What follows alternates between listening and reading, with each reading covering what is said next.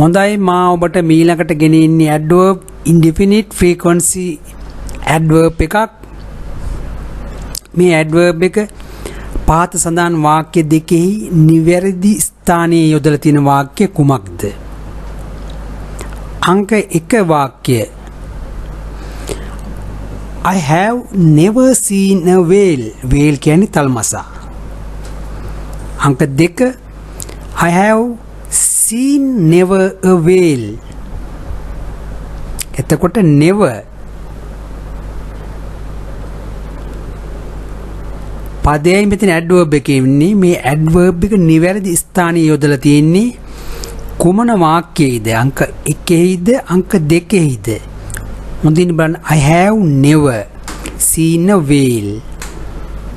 අංක 1 වාක්‍යයක අංක 2 වෙන්නේ I have seen never a whale.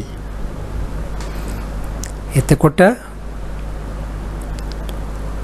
මෙවැනි පද යොදා ගන්න රටාව මා ඉහිතින් දී තිබෙනවා. auxiliary verb එකක් ඊට යාබදවම තමයි මේ adverb එක යොදන්නේ.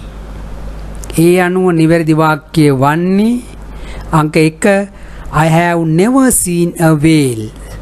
අංක 1